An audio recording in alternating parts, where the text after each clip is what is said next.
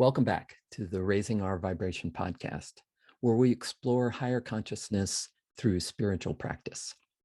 And today, Stephen and I are going to talk about how to choose your meditation practice wisely. So this discussion comes out of a discussion in the Subtle Energy Meditation course that Stephen and I are finishing up teaching. And there was a question that came up about using EEG, measuring meditative states, and how to see if you're in coherence and synchrony. I think the idea being behind the question was, I've heard coherence and synchrony are what I want, like that's the state I'm shooting for. So how do I know if I'm in that state? And so it brought up the idea, okay, what are coherence and synchrony? If you think of coherence just as a stable relationship between two parts of the brain, or between the brain and the heart, or between different brain waves, coherence could mean any number of things. It's just a stable relationship. Synchrony is a specific case of coherence where brain waves are the peaks and troughs of brain waves in different regions of the brain, or different brain waves themselves are in alignment. So the peaks and troughs are moving together. And you could have a fast frequency synchrony with like beta and gamma, which is associated with really highly focused states where you're really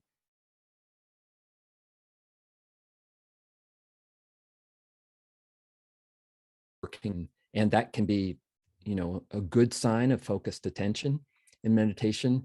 It could also, though, be being kind of stuck in rumination, like the same repetitive thought or feeling over and over, and it's like a loop that you can't get out of. So that kind of high frequency coherence isn't necessarily a good or a bad thing. You have to describe what the inner state is to know if that's something desirable or not.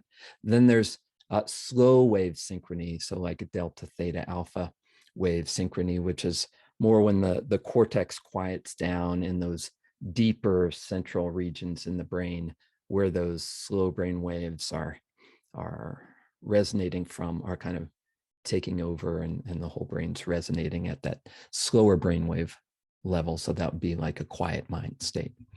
So anyway, it brought up this whole idea of different practices, different states, and the effects of different states in our practice. And so let's begin with the idea of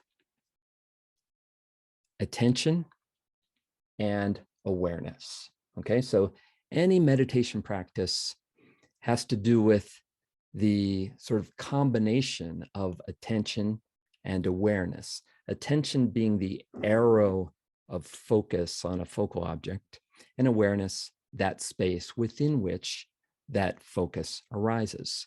So we have practices that emphasize focused attention, so emphasize that arrow of focus. So you could be focused on a candle, you could be focused on the sensations of breathing at your nostril, you could be focused on a visualization, on a mantra, any number of different focal objects.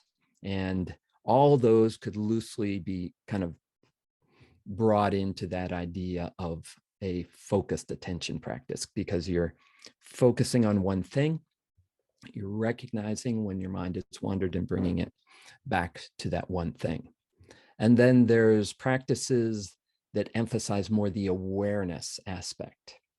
So you could have open awareness practice, which is kind of in between attention and pure awareness, so that you are aware of the arising and dissolving of experiences in the field. So you're aware of the fluctuating focal experiences within a wide space of awareness. So like a mindfulness practice. Or on the other side, or at the other end of the continuum, just this open awareness itself. So a direct awareness or a non-dual awareness, a recognition and a resting as awareness itself. So we could see meditation practices on a continuum from, on one end, really strongly emphasizing focal object, focused attention, and then on the other end, really emphasizing that awareness itself. And there are different effects of those different practices, right? So if you're having trouble focusing your attention, it can be really helpful to train focused attention, to focus on one thing and recognize when you wander and keep bringing your focus back. And that's a powerful practice for training that focusing ability.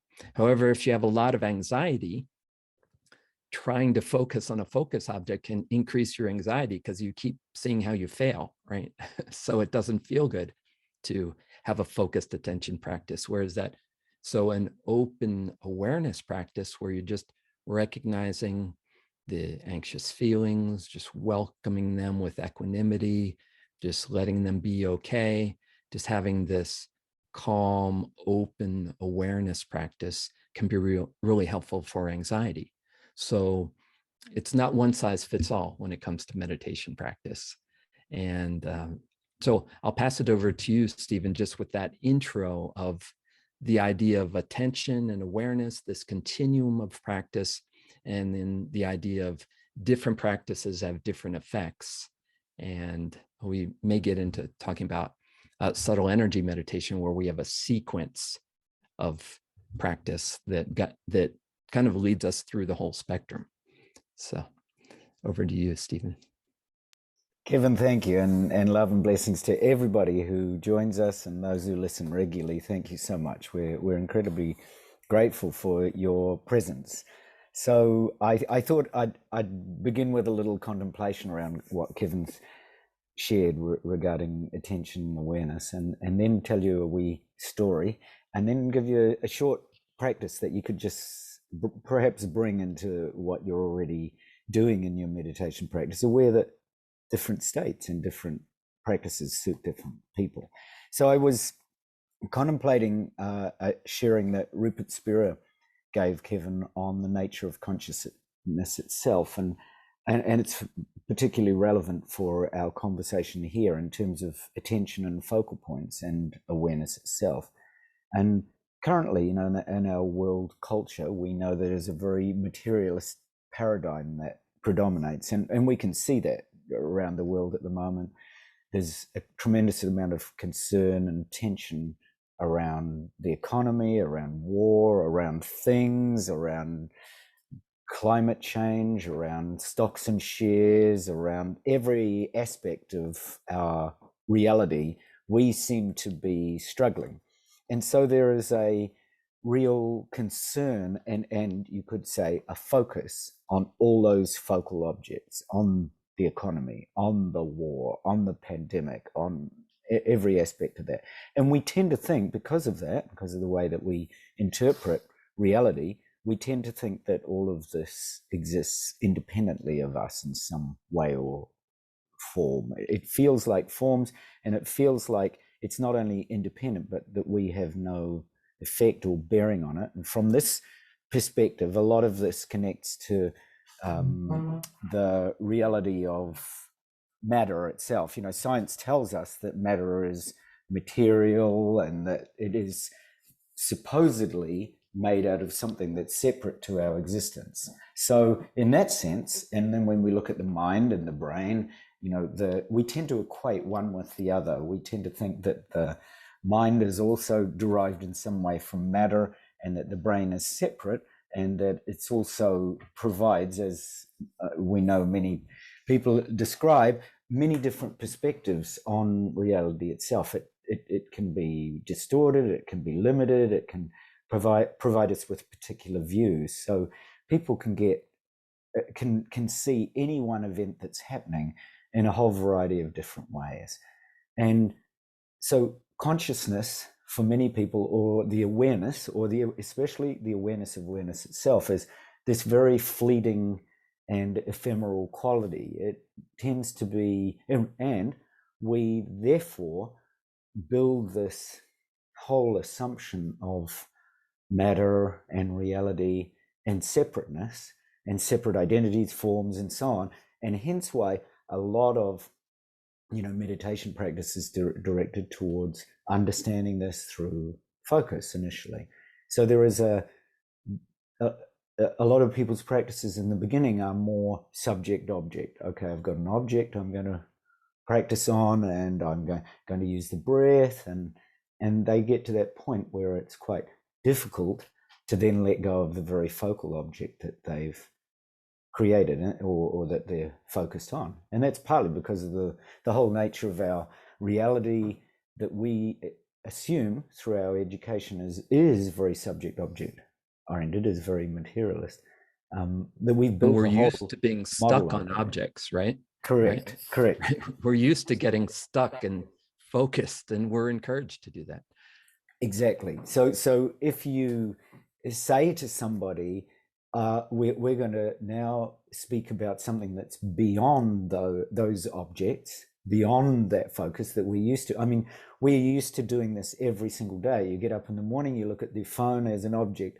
Everything is, there's emails coming or texts or messages or whatever it is. And they all seem to be flooding our consciousness separate from us and outside. It's quite there is a whole chain of events we follow throughout our day, our schedules, and the feeling that things are impinging or entering into our world, and not all of them are within our control. So there is that whole feeling of separateness.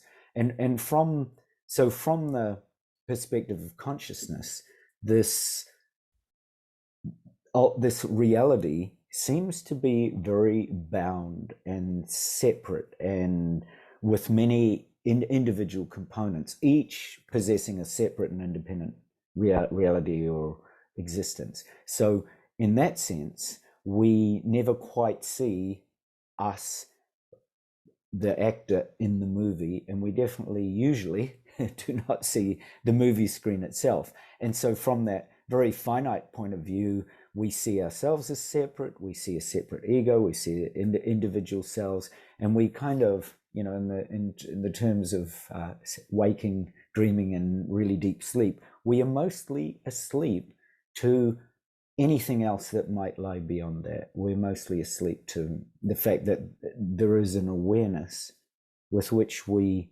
are resting, that's always there as our background, because we don't turn towards it. So when we start to look at this, the absoluteness, the limitlessness of consciousness or awareness itself, then we start to question, well, who is it that's aware? I think that's where many of the famous inquiry questions come, like, who am I? And what is this reality? And is it possible that there is something that lies beyond this reality?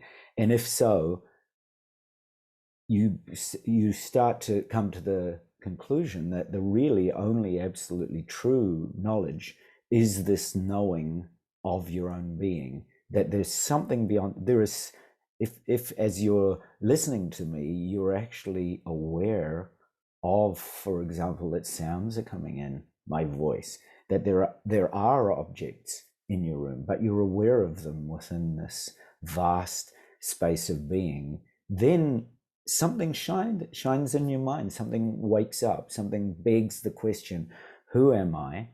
And is it possible to know my own being? Is it possible to know the awareness within which everything else arises?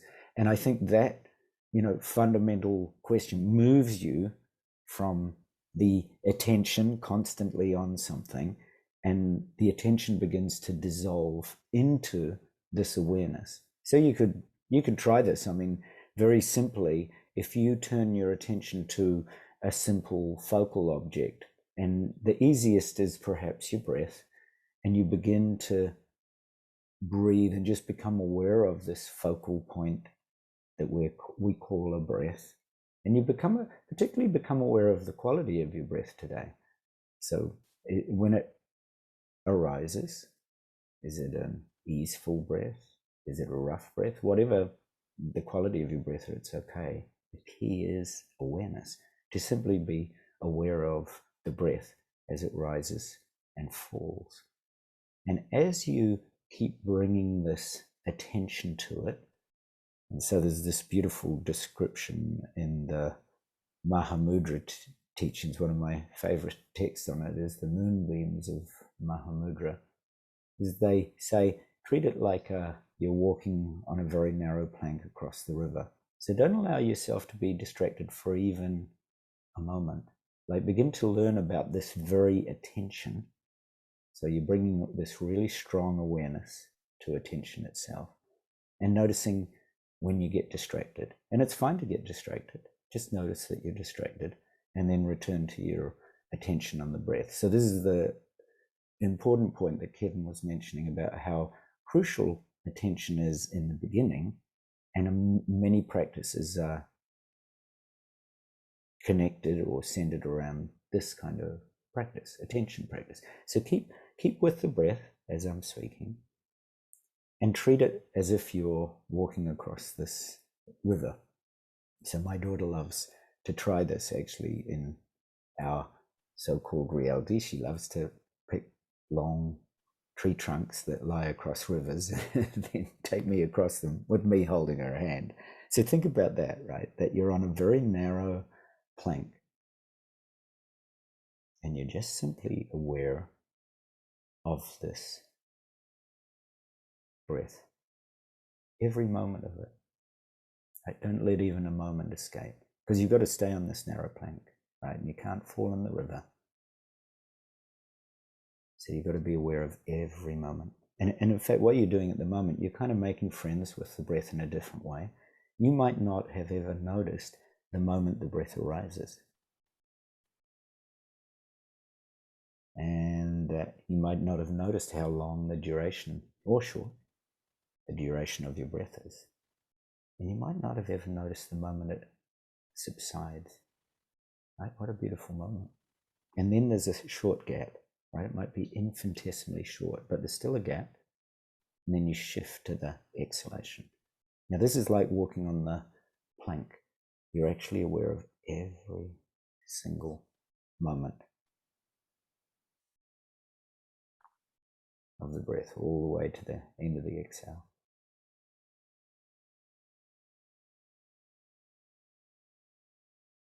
Right, to the moment that it vanishes. So in traditional practices, this is called a tightening practice, where you are totally on that plank. So just stay on it for another breath. Right, don't get distracted for even a moment. And if you do get distracted, it's okay. But just return to the plank, return to the breath, the concentration on the breath at the tip of the nose, or however it arises for you. Just this one thing. Right? And you are aware at the moment. There's a knowing at this point that's arising through attention, because at the moment attention is very, very focused. You can't fall off that plank.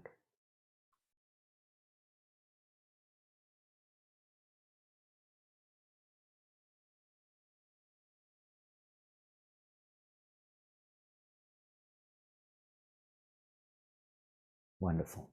And now let's loosen. So let's do the other part that Kevin was talking about, where you lie back. Now this is a good kind of metaphor, just like the plank across the river. Now you get to the other side of the riverbank, so just lie back on the riverbank. Right, it's beautiful grass. You're just lying back under an open sky, and you just rest.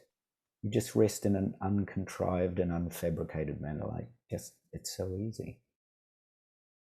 Right, there's literally nothing to do. You're just going to rest. So you release this attention.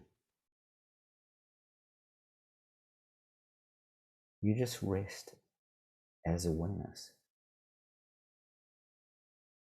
almost as if you were lying back. And you might actually notice when you do that, there's kind of a shift from those frontal areas of the brain, the prefrontal cortex, with all its executive functions of organizing thoughts, back into those parietal areas of the brain which are more to do with spacious awareness, so that there's a letting go, a surrender, or an allowing.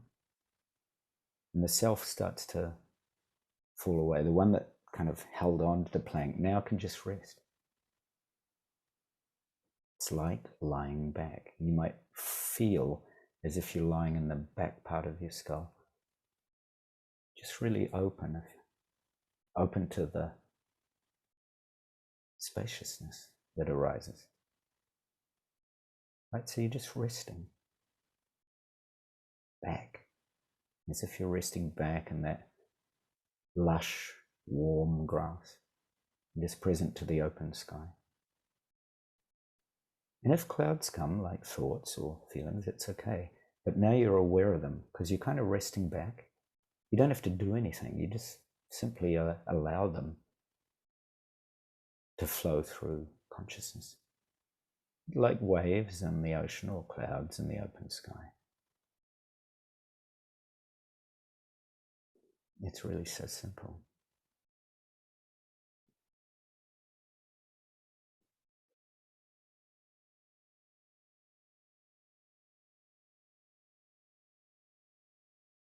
And you become aware of this only absolutely true knowledge, which is just knowing of your own being, this shining or luminescence in the mind as I am, this feeling of being. I am consciousness, or this I am awareness is just being, right?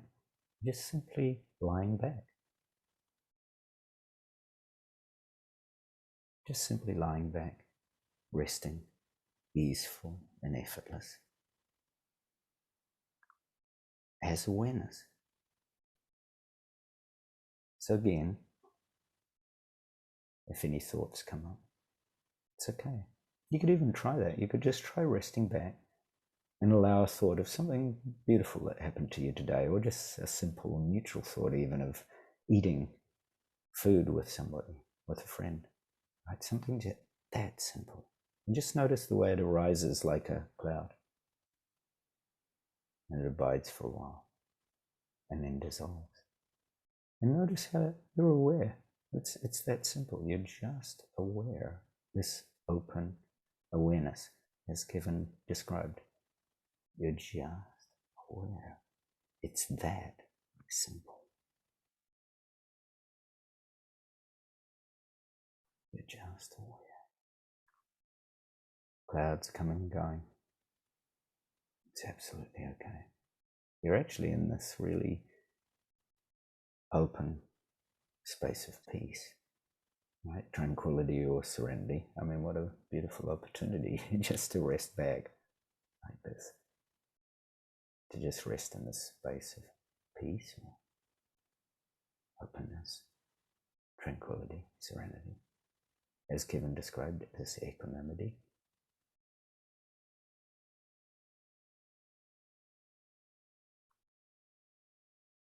And look at this peace, right? There's no limit to it. It's unbound in that sense. It's unlimited. And that this unlimited consciousness or awareness is all there is. Just this.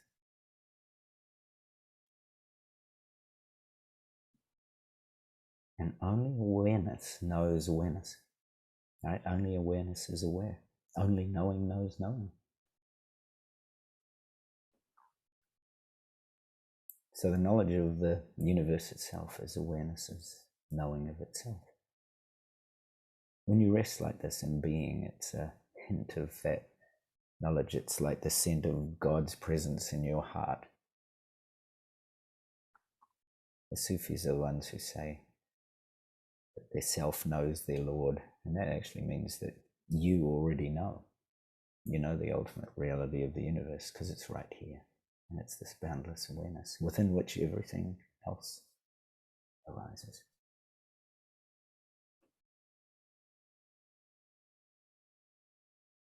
Right, so you can come back slowly and stay resting.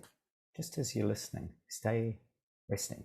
As if my words and Kevin's words are just clouds in your sky of deep and absolute awareness.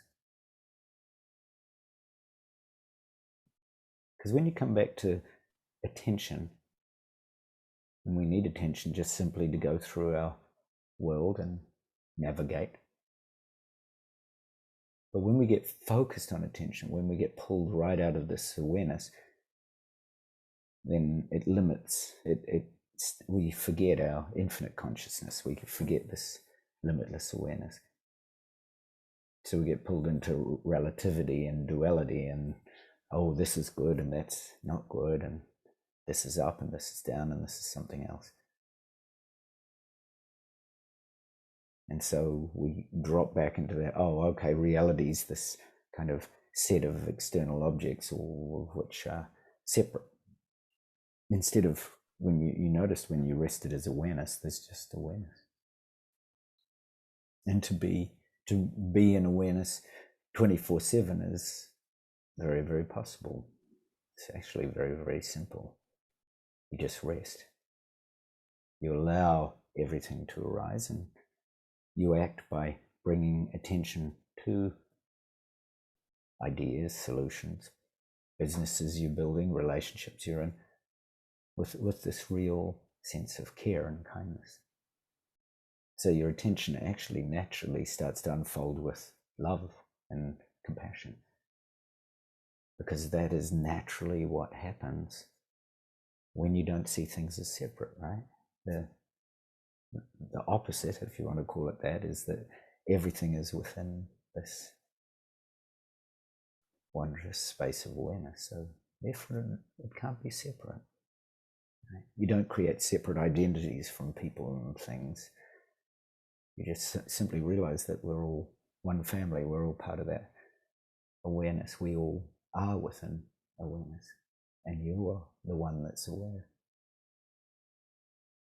And so I wanted to, before I pass back to Kevin, I just wanted to share this lovely story of, in the ancient Tibetan traditions of Dzogchen, they often describe how important it is to have these different aspects of our meditative practice.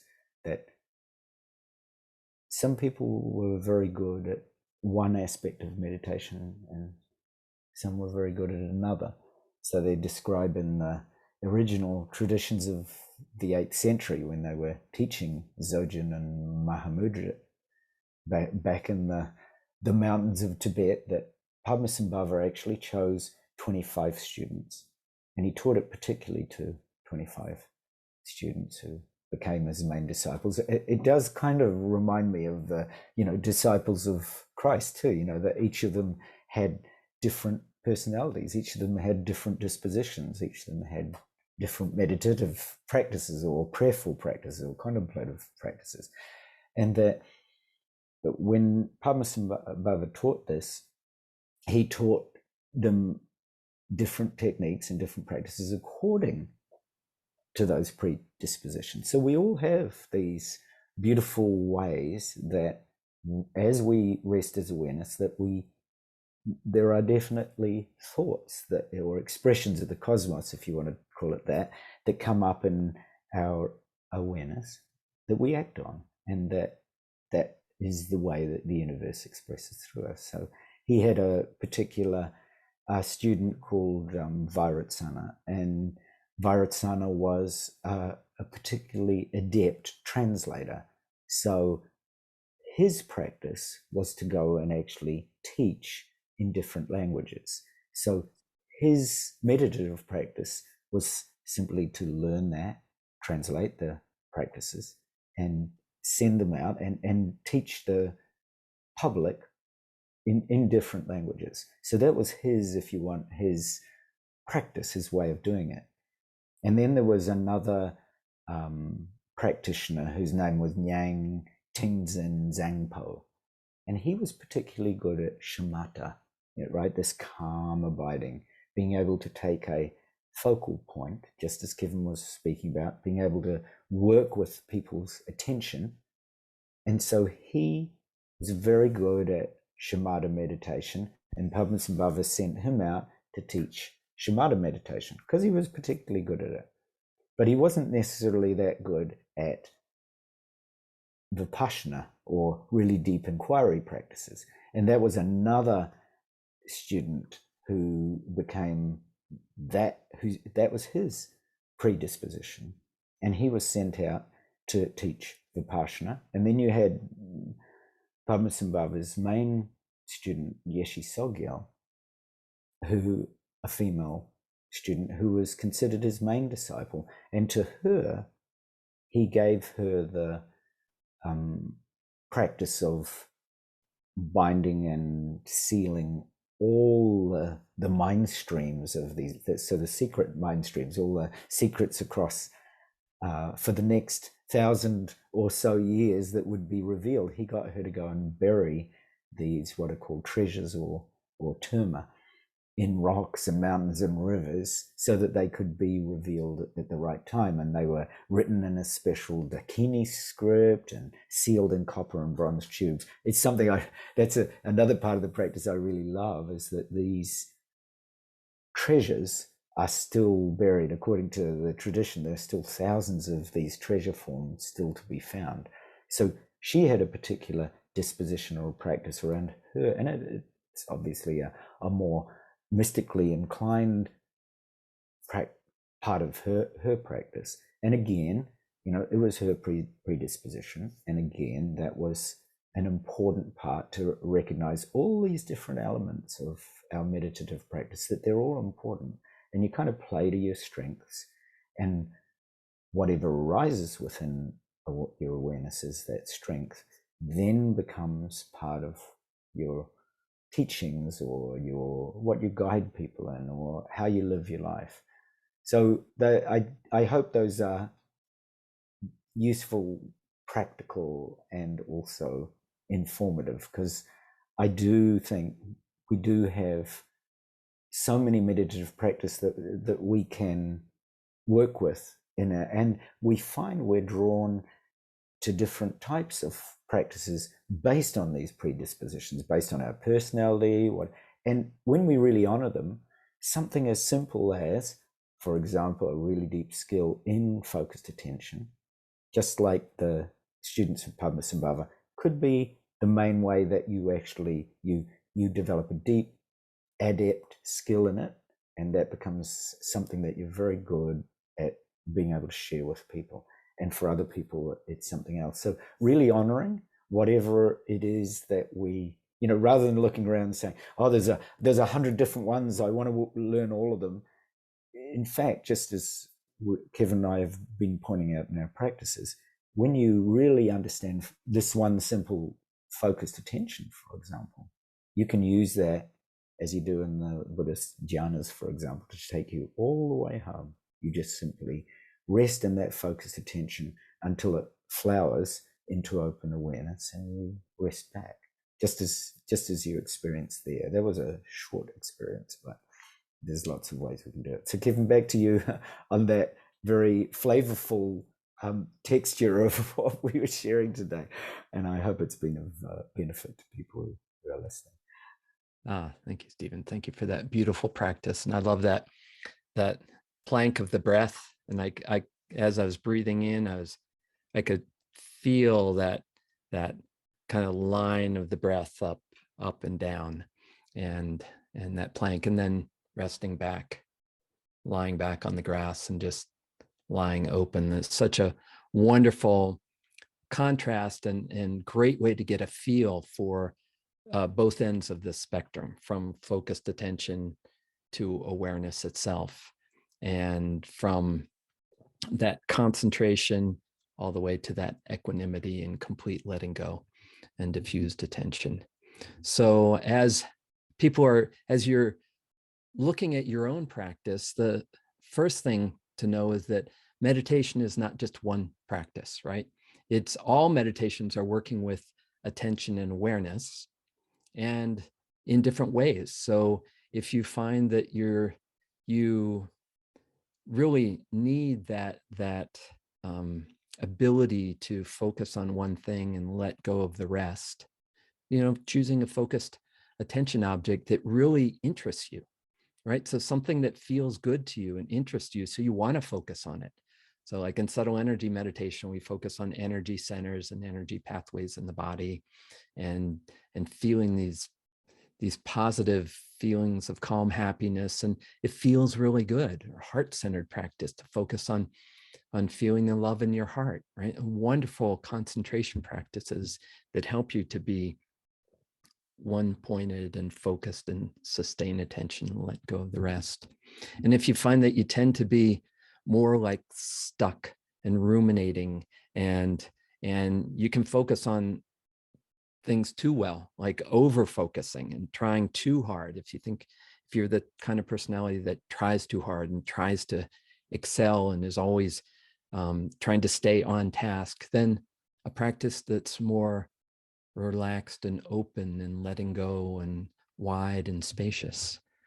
So there's many practices along this continuum, and the key is to find what feeds your soul, right? Find what resonates with you, and start there. And you'll find, as Stephen said, that as you go down one path or one practice that attracts you, that feels good to you, then it just opens up, and really all dimensions along the continuum will open up to you through what you resonate with, and the practice that really is most needed for you right at this moment. And so just having this idea that there's a wealth of practices, and there's a wealth of different people and personalities, and just finding that place where that feels resonant with you and feels at home to you, that's really a powerful place to begin to choose a meditation practice and choose a path. And it coming back kind of full circle to this whole EEG and coherence and synchrony in the brain, and along this idea of different states, I was just introduced to testing this new system with Muse, where they have algorithms for 7 different states, and then they have audio cues that, so they have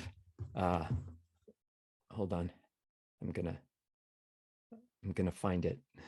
So they have algorithm for calm, one for positive emotion, one for focus, one for feelings, one for sensation, one for mindfulness, one for energy flow. So I'm just starting to test these out. This isn't in finished form yet, or I'd share where you can, in future, we'll share where you can access this program, but it just emphasizes the idea that there's not one algorithm, there's not one person, there's not one right way of meditation, but there's all different meditation states with different effects, with different purposes. And so what's most important to you? And find that and begin there, and engage with that every day. Kevin, and I loved the way you were explaining to me about those algorithms, how they have certain sounds connected with the particular algorithm. Yeah, I'll tell you a few. So with the calm, and again, I've just started it. They're in the testing phase, and I've just started with this, so I haven't done all the states. But so in the calm, like we know from the Muse app itself, they have birds and storm. Okay, so you hear the birds tweeting when you're in this calm, and you hear storm when your mind wanders or you're not calm. And then in the emotion one, which I practice by doing an elevated, expanded, bright, lit up state of positive emotion. And then there's, when you get there, there's applause. So that's the sound cue that you get there. You get applause when you get this elevated, like it's like you said, like the angels applauding you. Like the angels. Yeah. You've arrived. And then let's see, what was the other one I tested today? Oh, and mindfulness, which was just resting in this open awareness of equanimity. And there was just nice ocean waves when you're resting in that. So anyway, I love that.